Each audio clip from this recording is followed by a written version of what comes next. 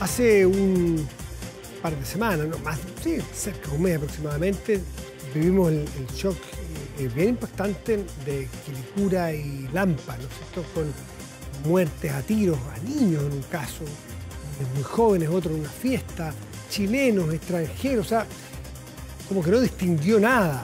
La violencia fue el factor común. Y bueno, y nosotros en nuestro país tenemos esa cosa que, voy a poner el ejemplo de la violencia en los estadios. Esto, hay un partido importante que a la grande al día siguiente 6 proyectos de ley. ¿Dónde están? ¿Cambio?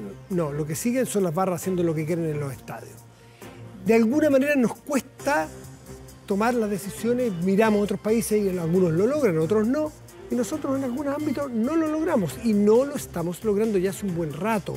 No tiene que ver con un gobierno u otro, no estamos logrando frenar una creciente presencia y temor, lo ven en las encuestas, a la inseguridad. Este fin de semana, otro fin de semana de mucha violencia, 8 personas muertas en 5 comunas, Pudahuel, La Pintana, en fin, me parece que Quinta Normal, hubo 6 o 7 o 5 comunas, por lo tanto tampoco es una comuna particular donde ir a poner el ojo, es algo de la sociedad. Entonces, bueno, vamos a conversar con una presidenta del partido del Frente Amplio, pero que Constanza Martínez, que presento. Constanza, gracias por estar aquí. Hola, muy buenas noches. Pero antes de asumir este desafío que es relativamente reciente, estuvo en la delegación presidencial en Santiago, en la región metropolitana, que es donde pasó lo de Lampa, lo de Quilicura, lo de Cerro Navia, La Pintana, ¿ves? Y era, me imagino que ocupaba parte importante de la agenda diaria el cómo enfrentar este problema, ¿no? Seriamente. Sin duda, de hecho, nosotros desde que llegamos al gobierno, una de las principales prioridades que nos planteó la ciudadanía tenía que ver con que la materia de seguridad era su máxima prioridad, era primera, segunda y tercera. Nosotros fuimos muy rápidamente a varias asambleas y comités de seguridad vecinal, que es una nueva forma de expresión de coordinación que tiene la ciudadanía, y nos mencionaba la necesidad de poder tener un plan, una estrategia. Y creo que el gobierno se ha planteado con seriedad la necesidad de hacer una política de Estado para poder abordar esta materia. Y lo que se ha trazado es una estrategia que tiene quizás tres líneas grandes. La primera es poder tener una mejor institucionalidad en materia de combate al crimen. Hoy día tenemos una fiscalía que tiene más herramientas, carabineros que tienen más herramientas y también una serie de leyes que motivan mejores herramientas en materia económica, de fiscalización y persuasión. Un segundo factor tiene que ver con los temas materiales, prácticos. Nosotros cuando llegamos había un 50% de vehículos sin uso en materia policial y hoy día se ha avanzado en poner recursos ahí donde también se ponen las palabras. Y por último, el tema que tiene que ver con lo operativo, con el poder mejorar la capacidad del Estado para poder coordinarse. Esos son tendencias que llevan en materia de homicidio más de 10 años en alza. Por lo tanto, soluciones mágicas de la noche a la mañana no van a haber, sí. Pero sí tiene que haber una concepción de que en materia de seguridad tenemos a un enemigo y que tenemos que tener una mirada integral de seguridad que permita tener una mirada de Estado y una mirada que sea unitaria para poder combatir este tipo de flagelos. Importante porque me agarra un poco lo que conversábamos con Jaime Mañalich antes, y si lo ponemos en cápsula de las pensiones, si lo ponemos a un montón, lo que falta a veces, y lo decía el PNUD en su informe el otro día, es que tengamos más temas de Estado, más unión, más capacidades de acuerdo. Esa es la primera pregunta. ¿Es una preocupación de todos? Sí, pero ¿tiene calidad, tiene grosor como un tema de Estado o todavía estamos en las disputas más chicas, más ideológicas, más de sacar ventaja uno versus el otro?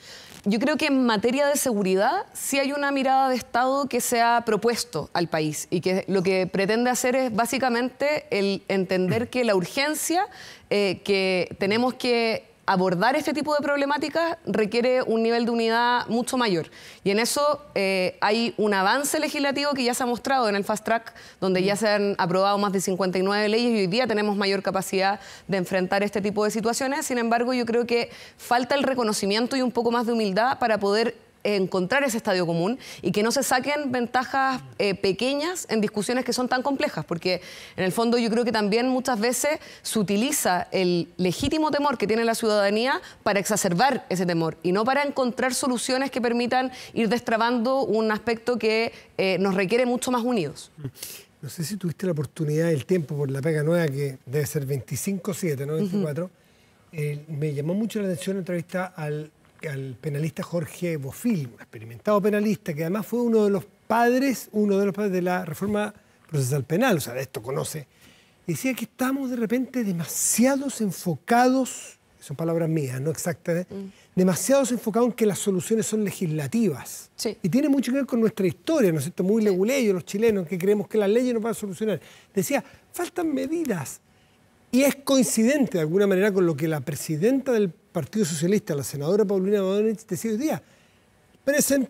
Dijo esta tarde, presenté una reforma constitucional para darle facultades al presidente de la República para que haga un equipo de fuerza, de tarea y tomar más medidas. Dijo, estamos cansados de las reuniones. No, yo ahí discrepo con la senadora, no en su proyecto de ley porque no lo he revisado, así que tendría que revisar el detalle, pero sí en las premisas que motivan el proyecto de ley. Y concuerdo además con Bofill. Creo que ahí no son cosas dicotómicas. La primera es que acá ha habido un liderazgo muy fuerte por parte del presidente que ha encabezado esta política de seguridad con mucha decisión.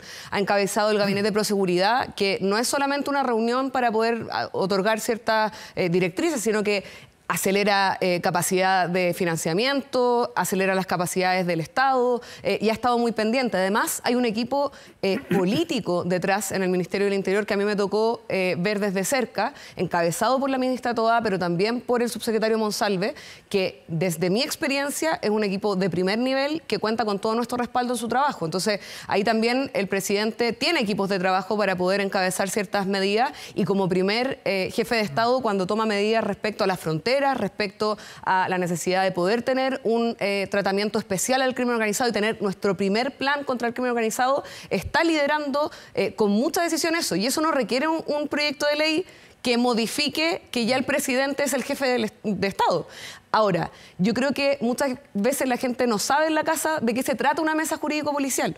No es una reunión para juntarnos a conversar. Nosotros hoy establecimos eso a través de una experiencia concreta en la comuna de Santiago, donde lo que nos pasaba era que por la incapacidad que tenía el Estado de coordinarse, uno se peloteaba la responsabilidad entre la Fiscalía, entre la delegación, entre los carabineros o la Policía de Investigaciones. Y lo que se hace en la mesa jurídico-policial es que se levantan ciertos casos emblemáticos donde se necesita una intervención concreta y material por parte del Estado. Y con eso, por ejemplo, con esas mesas, que no son para conversar, sino que son para hacer cosas, nosotros hemos podido recuperar casas tomadas, más de 80 en Santiago, hemos podido recuperar casas tomadas en Quinta Normal, en La Granja, hemos podido hacer los mega operativos en los campamentos. Hoy día el plan Enjambre, que está en la región metropolitana, nace a través de esa experiencia, para que uno, en vez de simplemente juntarse a conversar, que eso no es lo que pasa en ese tipo de reuniones, uno establezca una estrategia común que, en vez de pelotear la responsabilidad entre distintos actores del Estado, se asigne ciertas quehaceres.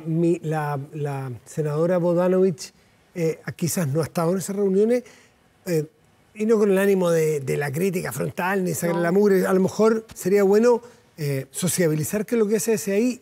Se lo pregunto de la siguiente manera. ¿Usted cree que no es necesaria una facultad extra, como plantea la senadora Bodanovich en este proyecto de reforma constitucional, que presentó hoy día, así que probablemente muy poca gente lo conoce? ¿No es necesario este proyecto para darle facultades extra al presidente para que encabece esta fuerza de tarea especial? Lo que yo creo es que hoy día el presidente está encabezando una estrategia seria y responsable en materia de seguridad, que además se ve acompañada con los liderazgos de la ministra Toá y del subsecretario Monsalve. Y lo que creo, la verdad es que yo ahí tampoco niego la relevancia del debate público en esta materia, y también no niego que la senadora está muy preocupada por esta materia y está pensando en un quehacer nacional. Eso tampoco me interesa confrontar en torno a eso. Creo que precisamente la necesidad hoy día es fortalecer el plan que está delineado por el presidente y por el Ministerio del Interior, de forma que también unitariamente logremos agilizar mucho más las capacidades operativas del Estado. Y en eso, por ejemplo, cuando se ha hecho el reforzamiento en materia de todo lo que tiene que ver con investigación y primera respuesta de los equipos ECO de la Fiscalía, tiene que ver con eso, con que acá se ha focalizado específicamente que en materia de homicidios, cuando hay un aumento muy sostenido, sobre todo en materia de crimen organizado, el descubrir quién está detrás de esos delitos es clave para poder bajar la cantidad de delitos que se cometen en ese sentido. Nosotros antes no teníamos un equipo 24/7 que pudiese ir a los sitios del suceso, y hoy día la capacidad de respuesta y de investigación y esclarecimiento de de esos hechos ha aumentado considerablemente. ¿Por qué todos los expertos que uno escucha, desde abogados penalistas a profesores, a policías, ex policías, fiscal, en fin, todos hacen referencia a la inteligencia, o más bien a la escasez de inteligencia que nosotros tenemos? Y ahí Bofill tocaba otro punto, decía que Chile en esta materia adolece, o sufre más bien, sufre del complejo postdictadura, que todo lo que fuese fuerza, todo lo que fuese inteligencia, decía, en vez de pensar en un modelo de inteligencia moderno, pensaba en la DINA y la CNI. Dejarlo atrás, más bien vale dejarlo atrás y que no hubiera existido nunca, y pensar en la inteligencia moderna, en la inteligencia eficaz. Según tu experiencia, ¿cómo está la inteligencia? ¿Hemos mejorado en los últimos años? Yo creo que hemos mejorado, pero que falta todavía. Y que en eso no ha habido un problema ideológico, sino que más bien yo creo que de instalación de capacidades y también de ir buscando a ciertos colaboradores en materia de seguridad que antes no tenían como primera prioridad la seguridad, pero que podrían darnos muchos elementos. Cuando hemos hablado, por ejemplo, de la necesidad de que tengamos una aduana, un servicio de impuestos internos, que también piense la seguridad, estamos pensando en términos económicos, porque el crimen organizado, ojo, no es solamente narcotráfico y no solamente el levantamiento de fuegos artificiales en las comunidades, sino que es un gran negocio y busca negocios donde sea. Y por lo tanto, el tener inteligencia en materia financiera, el levantamiento del secreto bancario, la capacidad que tengamos de poder investigar este tipo de situaciones o de los blanqueamientos de los grandes negocios. De hecho, casi todo el robo del cobre, nosotros hemos visto en las últimas incautaciones grandes, tenían incluso negocio en el extranjero. Entonces, ahí yo creo que más inteligencia, sin duda. Y creo que ahí tenemos que buscar mecanismos para que sea todo el Estado el que tenga mayor capacidad de incidencia e inteligencia. Hemos trabajado, por ejemplo, en este gobierno con mucha decisión en mejorar las cámaras de detección y poder coordinarlas también, porque hay muchas cámaras pero no se conectan entre sí. O la capacidad de inteligencia que puedan tener esas cámaras y quién tiene esa información. Todos esos son debates que son muy relevantes y que a mi juicio tienen que tener prioridad, porque son esas cosas operativas creo que pueden hacer una gran diferencia a la hora de poder enfrentar el crimen organizado, y en eso, por ejemplo, el poder dar un debate de las diferencias que hay entre las comunas. Hay comunas que tienen 52 cámaras de seguridad y han hecho un esfuerzo muy importante, y otras que tienen 2000, y por lo tanto ahí la igualdad territorial también es importante, no solamente un asunto de ideología. Eso es para la infraestructura, para las cámaras, para los carros policiales, en fin, pero la inteligencia es nacional. Sí, sin duda. Y por eso son tres vías. Es capacidad institucional, capacidad operativa, pero también tener los elementos para poder hacer ese cruce. Por eso es tan importante que todas estas discusiones vayan de la mano, porque tú tienes que tener inteligencia y eso tiene que ver con el Estado, sin duda. Y en eso yo creo que falta todavía por avanzar. Creo que el Plan Nacional contra el Crimen Organizado va en esa dirección, en poder dotar de mayor inteligencia al Estado y que tengamos además una inteligencia que sea más coordinada, que tenga mayor capacidad de incidencia en la realidad. Y por eso también la investigación, el fortalecimiento de la investigación penal también es importante. Cuando hay una gran cantidad de causas donde el fiscal no puede darle tanta importancia a ciertos crímenes, también afecta a que haya un buen resultado después en los juicios. O también, por ejemplo, a nosotros nos pasaba mucho en términos operativos, que no se hacía una distinción. De repente muchas veces se habla mucho de aumentar las penas, pero poco en cómo se hace el seguimiento de la pena. En casos donde hay personas que, por ejemplo, han reincidido 100 veces. Sí. No dos, 100. Sí. Y ahí uno puede hacer una distinción. Yo creo que ahí quizás la primera respuesta del Poder Judicial también es interesante de poder revisar con una concepción de Estado, no pensando en pelotear la responsabilidad entre el Poder Ejecutivo y el Poder Judicial, sino cómo maximizamos la capacidad operativa de Carabineros en mejores respuestas también en materia judicial. Somos un Estado organizado, porque aquí pasando un poco más amplio que el tema de seguridad, dada tu experiencia, madre abogada, esta oportunidad que te dio el cargo anterior de delegada, me imagino que te tocó interactuar con todos los poderes del Estado, con autoridades. ¿Tenemos un Estado organizado? ¿Tenemos un Estado interconectado que conversa, que se colabora? Yo creo que falta mucho para eso y también es parte de tener un Estado subsidiario, porque cuando vemos, por ejemplo, la crisis de energía, y no es por cambiar el tema brutalmente, sino porque si en el fondo lo que hemos visto es que cuando hay situaciones de emergencia, por ejemplo, el tema de electricidad, el tema de los incendios o en la misma materia de seguridad se pide mucho Estado en términos generales, pero cuando hay que aprobar, por ejemplo, la reforma tributaria, ahí la grasa del Estado, que no es tan eficiente, que no se puede, que no hay plata. Y yo creo que ahí la discusión de fondo es cómo el Estado es capaz de proveer derechos en aspectos que son fundamentales, y para eso tú tienes que tener un Estado más eficiente, y en esa discusión también podemos ver discusiones sobre la modernidad del Estado, pero el tener un Estado subsidiario siempre llega cuando el mercado no llega o no alcanza a llegar.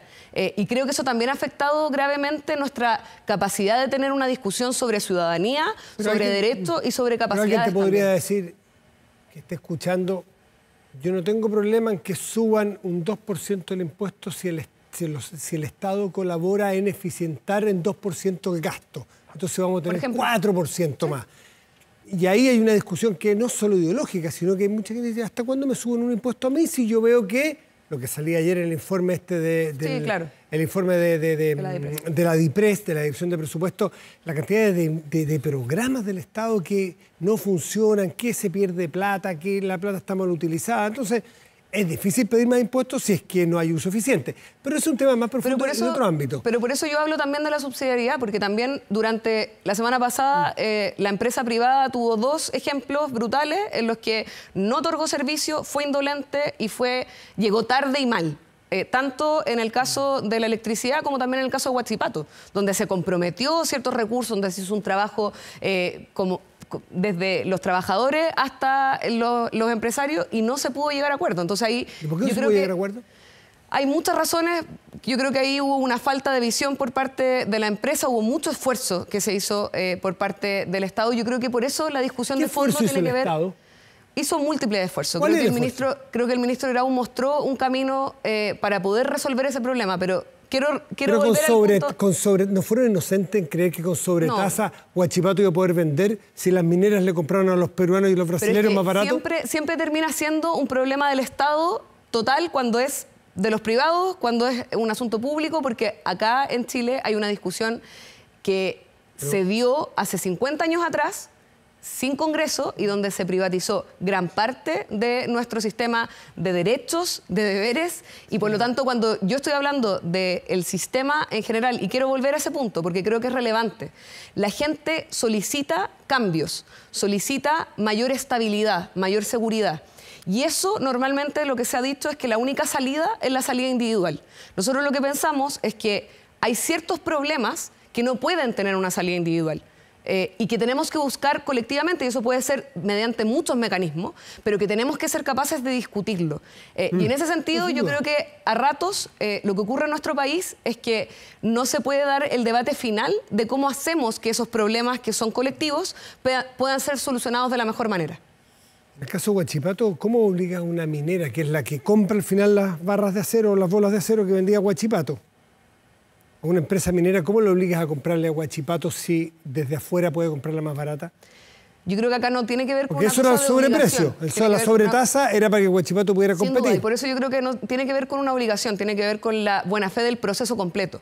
Que es decir, cuando acá había un problema, se buscaron soluciones. ¿Qué y faltó luego la buena fe ahí? Creo que faltó terminar de discutir en profundidad respecto a la necesidad de ver cómo esos 20.000 empleos que van a afectar a familias concretas, y que lo decía, por ejemplo, el diputado de la DC, Aedo. ¿Pero quién es la responsabilidad de la pérdida de los 20.000 empleos indirectos? 2.000 y tantos directos, 20.000 indirectos. ¿De quién es la responsabilidad ahí? ¿De la empresa? Yo creo que hay una responsabilidad empresarial importante. ¿De Huachipato? Y que creo que también hay una discusión respecto a cómo uno busca ciertas situaciones cuando son estratégicas, el tener durante todo un proceso un trabajo que haya sido adecuado y donde se busquen soluciones que sean para el siglo XXI. Y creo que ahí también buscar nuevas fórmulas para poder enfrentar ese tipo de situaciones también es relevante, pensando en materias que son tan sensibles para la seguridad del Estado incluso. ¿Y qué hizo Huachipato? Porque no le compran bolas de acero o barras.